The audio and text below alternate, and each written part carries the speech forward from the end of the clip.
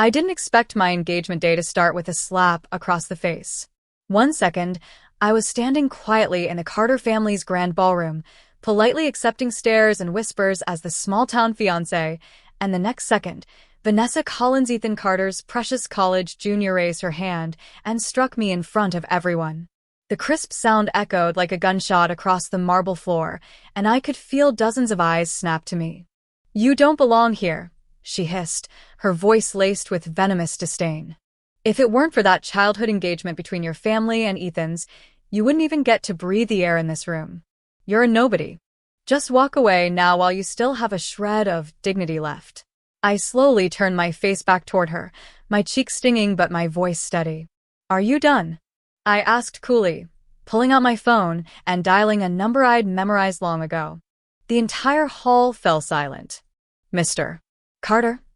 I said into the phone. "This is Claire Bennett. I'm calling to let you know I'm calling off the engagement with your grandson. Oh, and one more thing. The Bennett Group is withdrawing all its investments from Carter Enterprises. Effective immediately." The silence in the ballroom was so intense, you could hear the buzz of the champagne flutes. Vanessa's smirk faltered for just a second, but it was too late. I walked away from her, my heels clicking calmly across the polished floor like punctuation marks to the end of a very stupid era. Everyone else at the Galath New York elite, the venture capitalists, the media people who were only there to drink free cocktails pretended to go back to their conversations, but I could hear the whispers and I knew they were about me. "That's her? The one Ethan was engaged to? I heard she's from some backwater town." "Yeah, but get the issue, Dad's the same guy who funded Carter Enterprises back in the day. Without him, Ethan's grandpa wouldn't have had a company to begin with. Still, she doesn't look like much. I mean, look at her dress. Off-brand. I'm not even sure those heels are real leather." I took a sip of my drink, not reacting. Let them talk. Their ignorance wasn't my concern. I was headed toward the lounge area when a figure stepped into my path. It was Vanessa Collins again, of course. She tilted her chin up, scanning me from head to toe, like I was something she'd scrape off her shoe. "So you're Claire Bennett, the fiancé," she sneered. "Ugh, you really are from some nowhere town, aren't you? No taste, no class, no clue. You actually wore off the rack to a Carter family gala." I didn't say anything. I just stared at her. That seemed to bother her more than any insult would have. "Well," she snapped. "Got nothing to say? Do you have a reason for standing in my way, or are you just bored and desperate for relevance?" I asked. That wiped the smirk off her face. Her expression twisted with rage, and without warning, she slapped me again. This time I didn't hesitate.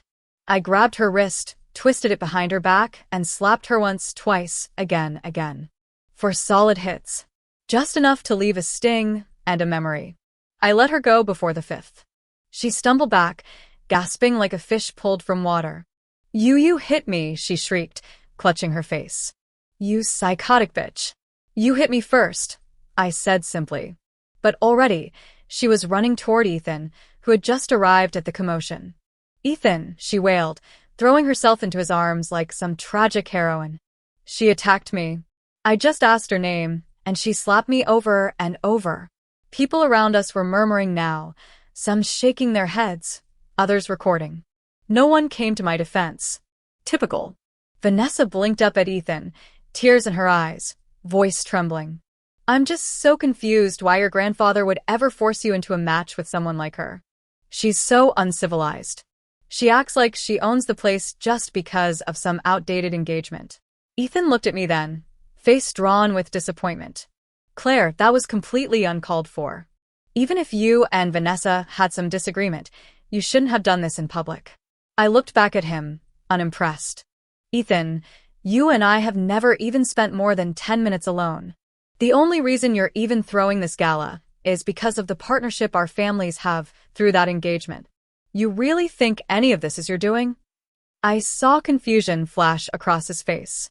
Clearly, his grandfather hadn't told him everything. I almost laughed. "And you know what's funny, Ethan? You seem awfully quick to believe I'd attack someone unprovoked." He straightened. "Even if she was rude, you had no right to physically retaliate. As a Carter, I've been raised to uphold dignity and civility." Then maybe start by addressing the one who slapped me first, I said. You should apologize to Vanessa, he said coldly. We can still move forward with the engagement, but only if you acknowledge your mistake. That was the moment I stopped trying. I remembered my father's words, how much he respected the Carter family's business legacy, how much he believed in keeping one's word. How he'd practically begged me to honor the engagement, saying Ethan was a good man, a worthy heir, a person with principles. What a joke. She doesn't deserve an apology, I said. Claire. Ethan barked. Don't be unreasonable. Unreasonable. I tilted my head. You're defending a woman who physically assaulted me in your family's ballroom. You believe her story without question and ask me to apologize? For existing? Vanessa stepped in again, eyes gleaming with faux concern. Ethan, maybe it's time we talk to your grandfather about ending this engagement. I'm sure he'd understand now that you've proven yourself. You're running Carter Enterprises brilliantly, and you've secured that deal with Emerald Tech's mysterious CEO. Your grandfather wouldn't want to hold you back with this. She didn't say it, but everyone heard this small-town liability hanging in the air. Ethan's lips tightened. I could see him wavering. Then he turned back to me and said the words that sealed it. Claire, apologize now, or I'll speak to my grandfather and have the engagement annulled. A Carter doesn't marry someone who's violent, irrational, and embarrassing. Vanessa smirked. You heard him. You can leave now. I didn't say anything. I just reached into my purse, pulled out the gilded invitation that bore my name, and held it up. I was invited here, Vanessa, I said. Whatever happens between Ethan and me, I'm still a guest. So if anyone's being disrespectful, it's you. She scoffed, stormed over, and ripped the invitation from my hand, shredding it before tossing the pieces at my feet. There. You're uninvited. Now get out. Then she lunged at me, her hand raised for another slap. But she miscalculated. I stepped back. Her fingers snagged on the emerald necklace around my neck. It snapped. Beads flew everywhere. Her jade bracelet shattered as well. Silence. Vanessa froze, then dove for her bracelet fragments like they were life itself. That bracelet was a gift from my parents, she said dramatically. Worth over $300,000. This is your fault. Ethan rushed to her side, whispering assurances. She turned to him, trembling. You can't let her get away with this. She needs to pay for what she's done. Financially. Publicly. Of course, Ethan said. She'll compensate you. He looked at me. You will, won't you? I smiled. Sure, I said. Just tell me how much. But once I pay, I'll be expecting compensation for my necklace, too. Her eyes narrowed. You're insane. We'll see, I said, already reaching for my phone. The moment I asked her to name her price, Vanessa's eyes lit up like she just won the lottery. $500,000, she said sharply, arms crossed like she was naming something as trivial as a lunch order. That bracelet was a limited edition jade Piscean heirloom from my parents. I'm being generous, Claire. I could ask for more. I raised an eyebrow. 500 grand? You heard me. She straightened, clearly expecting me to back down or faint at the number. You probably don't even have that kind of money in your whole life, but don't worry, I am willing to accept a payment plan. Maybe over 10 years? The people around us started chuckling, pretending to hide their smirks behind champagne flutes. Come on, Vanessa added, eyes gleaming with cruelty. If you grovel a little, maybe we can shave off a few thousand. Want to try begging? You really like hear yourself talk, huh? I pulled out my phone and typed a few lines. Then I snapped a photo of the bank card she had theatrically tossed on the ground moments earlier and sent it to my assistant with a single instruction. Transfer the money now. What are you doing? Vanessa sneered. Trying to fake a bank alert? Girl, please. No one's buying that act. She turned toward the growing crowd. Everyone knows you're just a country girl pretending to be someone. You think you can pay $500,000 like it's pocket change? I'm not stupid money like that needs pre-approval, especially from someone like you. I didn't respond. Instead, I waited, calmly watching her dig herself deeper. Unless, she said with a mocking laugh, you're some kind of billionaire in disguise? Sure, Jan. What's next? You tell us you're the CEO of Emerald Tech. Her voice dripped with sarcasm. But then my phone rang. I hit speaker. Hello. Miss Bennet, came the polished voice of my private banker, loud enough for everyone to hear. We've processed the $500,000 wire to the account ending in 6432, just as you requested. Please let us know if you need anything else. We're always here for our most valued client. There was a beat of silence. Then he added, "Thank you again, Miss Bennet. It's always an honor to serve the top account in our entire branch. If you'd ever like a private wealth manager to visit your residence, I'd be happy to arrange that personally." Click. The line disconnected. The silence was deafening. Vanessa's face twisted, her bravado crumbling. "That hat's not real. That was staged. Probably one of your hillbilly friends doing a voice impression." She snatched her phone and immediately called her bank to check. We all waited while her expression slowly shifted from confident to doubtful to utterly horrified. Her voice dropped to a whisper. "The money's there." I leaned in slightly. "You wanted 500,000. I gave you 500,000. Now, let's talk about your turn." She blinked. "What do you mean?" "You broke something of mine too," I said smoothly, reaching for the small velvet pouch I'd tucked into my clutch. I opened it slowly, letting a few broken green beads spill into my palm. My necklace. Antique emerald. A family heirloom. Vanessa scoffed. "That junk? Looked like it came from a dollar store." "Funny," I said, "because 10 years ago it was auctioned off for $8 million. Its current appraised value is $12 million. Her laugh died in her throat. "You're lying. Would you like to see the certificate of appraisal? Or should I call in an expert?" She stepped back, her arms flailing. "No one's going to believe this. No one's paying $12 million for plastic beads. You're trying to scam me. I should call the police." "Feel free," I said, already dialing. "But make sure they also bring someone from the antique jewelry division. We wouldn't want a lack of education to interfere with actual facts." Her eyes darted wildly as I made the call, her panic starting to show. "Yes," I said calmly into the phone. "Please send over Mr. Whitmore from the International Jewelry Institute. Tell him it's Claire Bennet. I need a damage assessment at the Carter Gala immediately." I hung up. "He'll be here shortly," I said, pocketing the beads. "In the meantime, maybe you can cool down. That foundation's starting to crack." She was fuming, practically vibrating with rage. Then, like clockwork, she yanked out her own phone and called in her team of so-called experts. "You'll regret trying to frame me," she spat. "This entire room will know you're a fraud by the end of the night." I didn't flinch.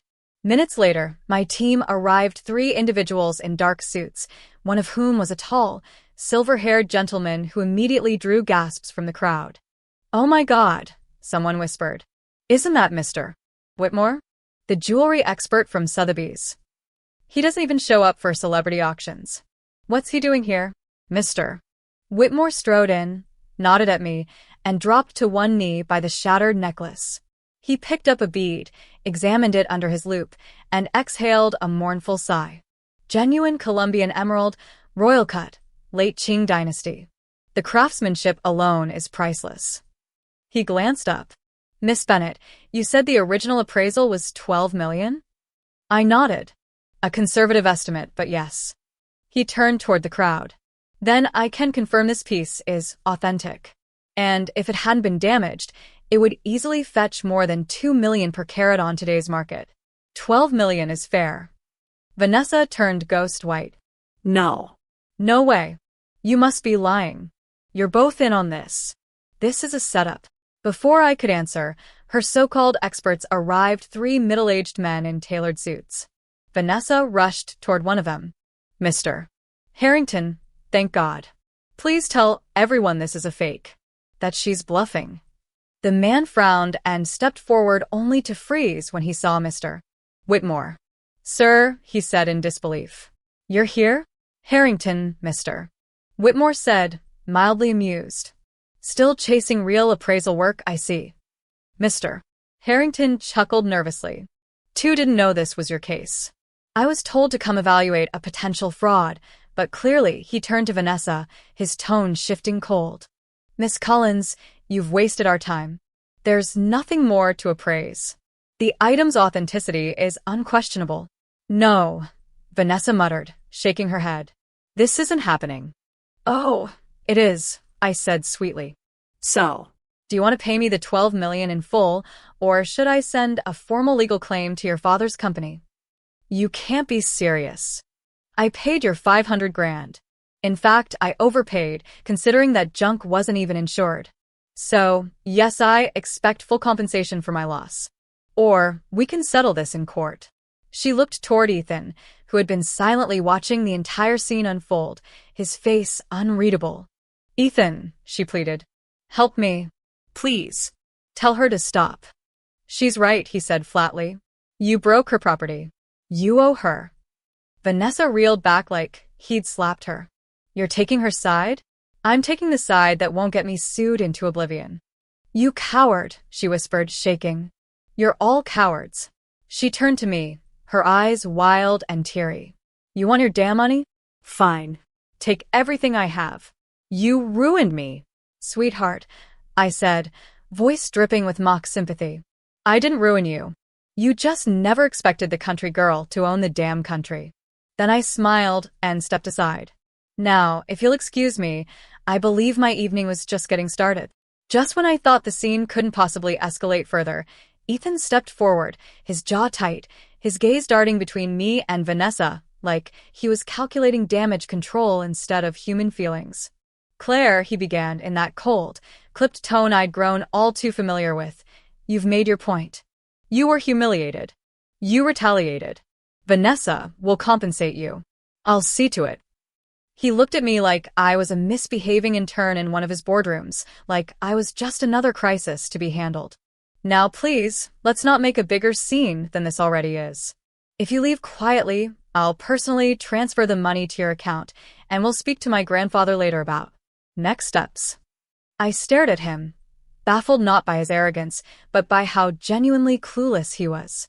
This man, who had paraded around this entire evening with the smug entitlement of someone who thought they were above consequences, still thought he could contain me, redirect me, shut me up with money and polite threats. I took a step closer, heels clicking on the marble like the countdown to his downfall. You're offering to pay me with money that isn't yours, I said softly. And negotiating on behalf of a woman who assaulted me, lied, and demanded $500,000 for a cracked bracelet. I pulled out another object from my clutch's sleek, gold-rimmed invitation. I held it up between two fingers and waved it lightly in front of him. You recognize this, Ethan? It's the invitation to tonight's gala. Not the one your family sent me. The one that was personally signed and delivered by the CEO of Emerald Tech. I tossed it onto the floor in front of him, like a royal decree. A hush fell over the crowd. Someone near the back gasped. A man with too much cologne dropped his glass. Ethan's brows knit together, eyes scanning the seal. That's impossible, he muttered. That invitation was meant for the CEO of Emerald Tech. I sent it myself. Why do you have it? I smiled. Why do you think? And that's when the doors swung open again, and in walked Mr. Richard Carter himself, Ethan's grandfather, the legendary founder of Carter Enterprises. Claire, he called the moment he spotted me, eyes filled with concern, his steps quick despite the cane he leaned on. My dear girl, what happened? Are you hurt? Who did this to you? Vanessa, foolishly, tried to wedge herself into the moment. Mr. Carter, shut it, he snapped, without even looking her way. Then he reached for my hand, gripping it like I was his own granddaughter. Did Ethan do something stupid again? Before I could answer, his eyes narrowed and whipped toward his grandson. Tell me this wasn't your fault, boy. Ethan looked stunned, then annoyed. Grandfather, I was only trying to de-escalate. Claire was demanding $12 million from Vanessa for a necklace, and You what? Mr. Carter thundered. You mean the woman who's been loyal to this family since her father's investment saved our entire company 20 years ago? You dare question her? You dare allow her to be insulted, humiliated, manhandled in my house, and then scold her for not bowing to it? Vanessa tried again. She's just a country girl with no class. The old man's cane came down on her foot without hesitation. She screamed, hopping backward. You don't get to speak, he barked. You and your whole entitled brat attitude have embarrassed my family more than any stock drop ever could. He turned to Ethan, fury pouring from every word. And you? You're a disgrace. I gave you an opportunity, an heirloom of responsibility, and you threw it away for what? This girl who couldn't even handle one evening without turning it into a scandal? I didn't know she, Ethan started. Exactly, mister. Carter roared. You didn't know. Because you never asked. Because all you ever saw in Claire was a country bumpkin. You never wondered why she stayed calm under pressure, never questioned how she had access to things no average girl could touch. Did you even bother to Google her? The crowd erupted in whispers. Ethan looked genuinely confused now, rattled even. Wait. You're not saying she's... You're not. She's the CEO of Emerald Tech, mister. Carter spat. The woman who developed the chip technology your entire upcoming IPO hinges on. The one your board has been begging to meet for months. The one who handed you a golden ticket of a partnership and didn't even gloat about it. Ethan's mouth fell open. Vanessa froze like someone had dumped a bucket of ice water over her head. She's. You, she croaked, staring at me like I'd just shapeshifted. You're the woman behind Emerald Tech. I tilted my head slightly. Surprised, Vanessa? Or just ashamed? She didn't answer. She couldn't. Because at that moment, the doors flew open one more time and in walked my assistant Nathan Scott, crisp in his tailored suit, flanked by 2 associates. Miss Bennett, he said, voice polished and professional, all necessary documents have been finalized. We've pulled all investment capital from Carter Enterprises as of this morning. The cancellation of all joint projects is now legally in effect. Nathan turned to Mr. Carter and bowed slightly. Of course, this decision was not made lightly. But after tonight's incident, Miss Bennett has made her position clear. I didn't need to say a word. The silence from Ethan and Vanessa was delicious. But just as I turned to leave, Ethan lunged forward. Claire, wait, he said, grabbing my wrist. You can't just destroy everything. You're punishing the whole company for something petty. Don't let a stupid misunderstanding ruin our family's legacy. I looked him dead in the eye. You think this is about you? About a misunderstanding? I yanked my hand back. This is about the arrogance of men who assume they can mistreat women and still expect partnership. It's about the way you humiliated me, dismissed me, took me for granted, and now you want to throw around legacy as a leash? It was a mistake, he said quietly. One I regret. Good, I said, turning away. Now regret it alone. Because the suicide was never going to work. I may have once thought you were worthy of my time, but I'm done confusing history for compatibility. And with that, I walked out of the ballroom, past the stunned guests, past the shattered assumptions, past the legacy Ethan Carter thought he inherited and into the future I built for myself. After I walked out of that ballroom, the whispers and gasps trailing behind me like confetti, I didn't even glance back. I didn't need to. I could already imagine Ethan Carter standing there, stunned and humiliated, watching a life he thought was set in stone fall apart piece by piece like a house of cards he didn't realize I built. And Vanessa?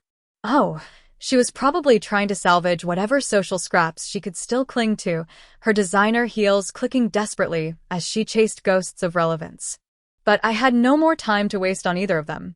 I had an empire to run, deals to finalize, and a life that had absolutely nothing to do with a broken engagement or a family too blind to recognize value when it slapped them across the face. In less than a month after that disastrous gala, the ripple effects began to hit like a tsunami. Carter Enterprises' valuation dropped almost overnight. Shareholders panicked.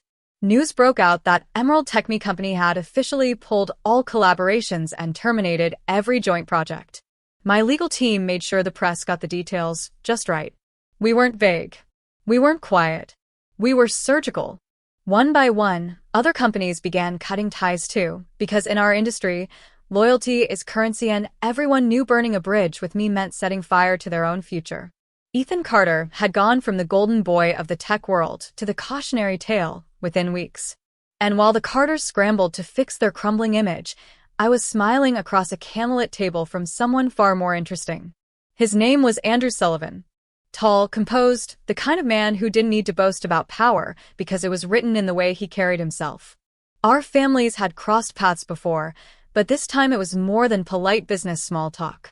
This time he reached out directly, casually, as if we'd known each other in another life. Claire, he said during our first meeting, I've seen you at 4 different events over the past 2 years, and every time I wanted to introduce myself, you were either surrounded or escaping. I smiled. And now? He leaned in, eyes amused. Now your engagement's off, your heels are sharper than ever, and the world knows you're a tech queen with a vengeance. Seemed like the perfect time to say hello. What surprised me wasn't his charm, it was how refreshingly sincere he was beneath it. No backhanded compliments. No measuring me against his ego. No scrambling to impress. He didn't flinch at my name, didn't try to test my credentials, didn't pretend he wasn't aware of the wreckage I left behind. If anything, he admired it.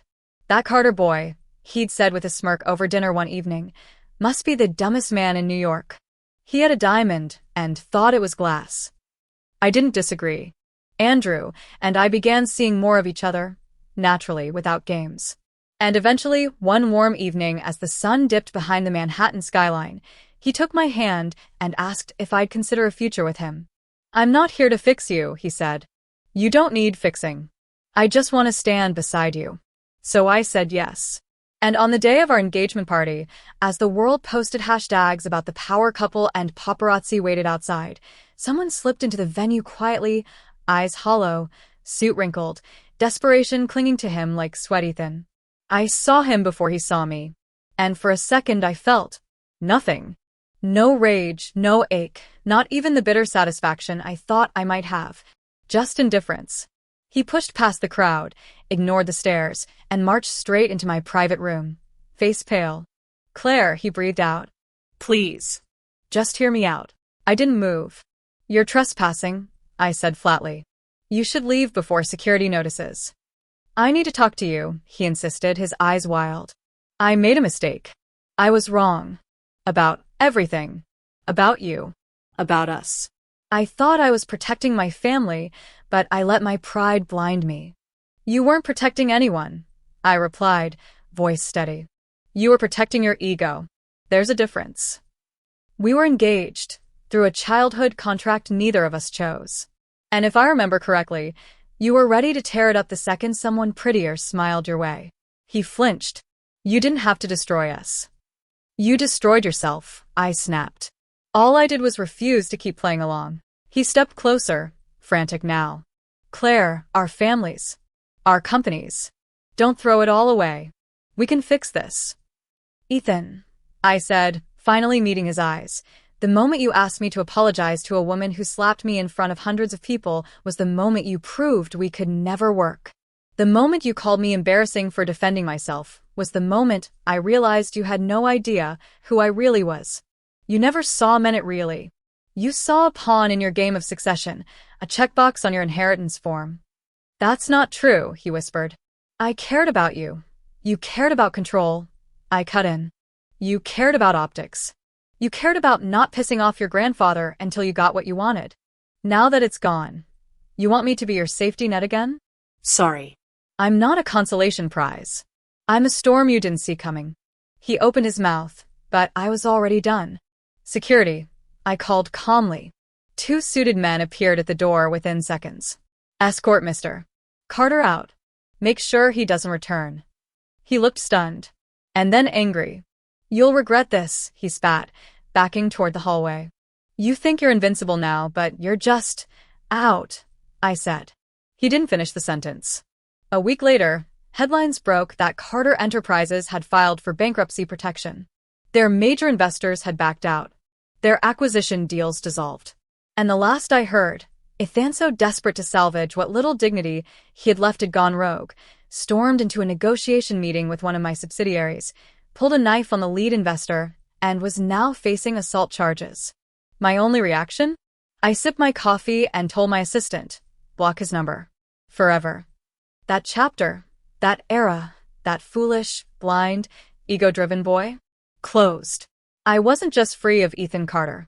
I was free of every version of myself that ever begged to be seen, heard, loved by someone who didn't deserve me. And now, with Andrew by my side and the world at my feet, I was finally exactly where I was meant to be. The news came in like a whisper wrapped in thunder. Carter Enterprises had collapsed officially. Their stock plummeted below junk status, investors backed out en masse, and every tech blog in the country had a headline that read like a postmortem. Golden Boy no more. The fall of Ethan Carter. I didn't even flinch when I saw it trending. I was in a meeting, finalizing a joint venture with three of the largest private equity firms on the East Coast, when my assistant Nathan slipped his phone under my palm and simply said, "It's done."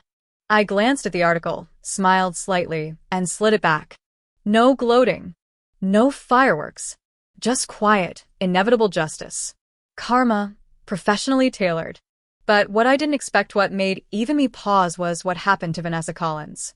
Her father's company, Collins Global, had been clinging to the Carters like a lifeline, and when that ship sank, it dragged the Collins name down with it. I wasn't surprised when Mr. Collins made a few discreet calls to salvage family assets, but I was absolutely disgusted when I found out he'd started treating his daughter like one. Vanessa's being passed around, Nathan told me bluntly during our internal debrief. Multiple sources confirm he's lining her up with various trust fund heirs to patch up their cash flow. It's not official, but it's also not subtle. I didn't say anything at first. I'd imagined Vanessa crying before imagined her finally facing consequences, but this was darker than I expected. "She's being sold," I said eventually, the words tasting like ash. "Yes," Nathan confirmed. "For power, not love. Just like she tried to do with Ethan." I nodded slowly. Poetic. But still disgusting. Meanwhile, Ethan? He was unraveling fast. After being escorted out of my engagement party, he tried to spin the media story claiming we were just in a lover spat, that the whole thing was a misunderstanding fueled by pressure. His PR team sent multiple statements begging me to clarify things publicly, but I deleted every draft before they even reached my screen. And when that didn't work, he tried to get close to Andrew. Yes, Andrew. As if the man I was about to marry would entertain the idea of brokering peace with someone who disrespected me so fundamentally. Andrew laughed when he got the message request and said, "I can't decide if this man is desperate or just stupid." The answer, it turned out, was both. Because 1 week later, Ethan Carter, former Golden Boy, Ivy League darling, tech heir, showed up at a private equity meeting I was attending as the lead speaker, burst into the room mid-presentation, and pulled a damn pocket knife on the main investor who'd purchased a portion of his company's former real estate. Yes, a knife. Security swarmed. Ethan was tackled. And the moment he was dragged out screaming that he'd lost everything because of that woman, every single head in the room turned to look at me. I just smoothed out my blazer and said, "Sorry for the interruption. Shall we move on?" The silence afterward wasn't awkward, it was powerful. It was mine. But not everyone got off as easy. The Collins family officially declared bankruptcy within a month, and rumor had it Vanessa was living out of a townhouse in Westchester paid for by her latest benefactor, an aging finance guy who collected women like he collected wine labels used, dusty, and never opened twice. I didn't celebrate. I didn't throw a party. But I did allow myself one quiet glass of red in my penthouse one evening, overlooking the skyline, letting the weight of it all melt away. I had done it. I had survived the humiliation, outmaneuvered the betrayal, and built something stronger in its place. And as if that weren't enough, I was about to get married to someone who respected me, matched my ambition, and didn't need to be reminded that I was powerful. The wedding was scheduled for late fall, a crisp golden weekend in Vermont where the leaves turned the world into a watercolor painting. I'd planned it simply elegant, exclusive, deeply intentional. No flashy guest list, no family politics. Just people who mattered. Of course, not everyone respected boundaries. A week before the wedding, Ethan's mother, yes, his mother sent me a handwritten letter. No joke. On expensive stationery, the kind with embossed initials and a faint floral scent, like she thought she was living in a Jane Austen novel. In it, she pleaded with me to reconsider, saying Ethan had been driven to madness by heartbreak, that I had a duty to honor the legacy of both families, and that his future could still be restored with the right guidance. I laughed so hard I nearly spilled my wine. Guidance? Lady, I'm not a therapist, I'm the woman your son tried to erase. But still, I sent a response. Short. Ruthless. Final. Respectfully, Mrs. Carter, your son's downfall is not my responsibility. I wish your family the best in their healing journey. Do not contact me again. And that was that. I went back to my work, my peace, and my joy. But fate, it seems, wasn't done twisting the knife. Because just 3 days before my wedding, someone broke into one of my satellite offices downtown. No theft. No damage. Just a note left on my desk. In Ethan's handwriting. If I can't have you, no one will. Nathan found it first, of course. Had the whole building swept. We filed a restraining order immediately. Police were called, legal teams mobilized. Ethan, by that point, had already been released on bail for his assault case. But this was different. This was obsession. This was dangerous. But even then, I refused to be rattled. He wants to ruin my peace, I told Andrew that night as we reviewed the security protocols around the ceremony. He wants to crawl back into my head one last time. Andrew took my hand, kissed my knuckles gently, and said, "Then let's make sure your wedding is the most unbothered event in the history of weddings." And it was. That weekend in Vermont. It was perfect. I walked down the aisle in a silk gown made by a designer who owed me 3 favors and cried when I chose her over Paris couture. The guests stood in awe, not because of the money or the press or the exclusivity, but because of the strength. Because they knew the full story, knew what I'd survived, what I'd rebuilt, what I now stood for. And when Andrew slipped that ring onto my finger, he whispered, "You're not starting over. You're finally starting." And I believed him.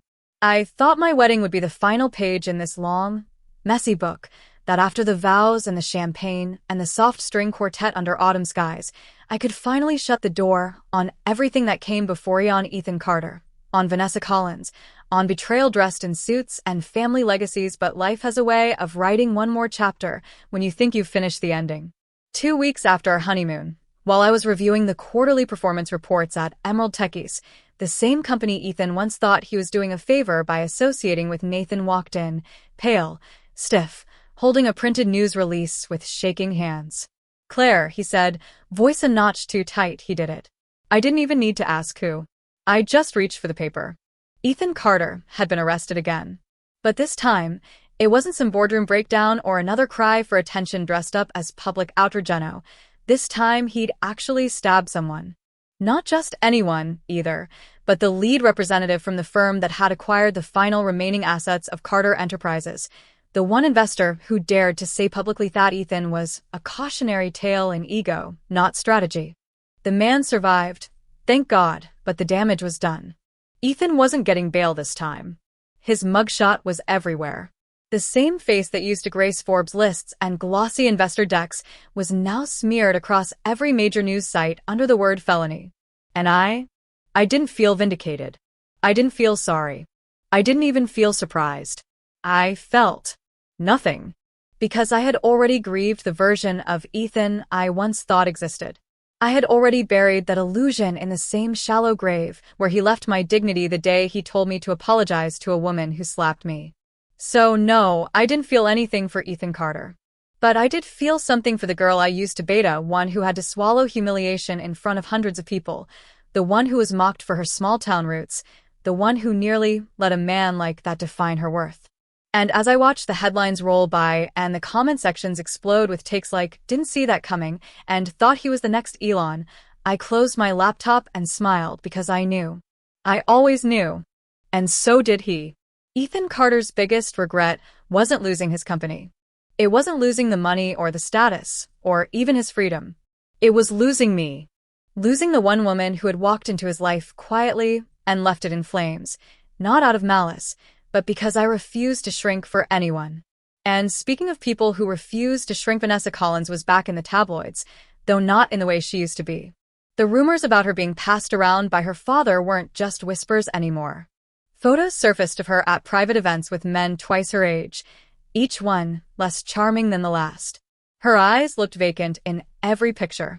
The light, the venom, the arrogance all gone. Someone sent me a clip from a small influencer's gossip vlog, the kind with 200K subscribers and dramatic zoom-ins. The girl on screen said, "It's crazy how Vanessa Collins went from fashionate girl to being basically a high-end party favor. She used to bully everyone at galas. Now she looks like she's clinging to relevance with acrylic nails and borrowed jewelry. I didn't even finish the video. I just closed the app. There was nothing left to say.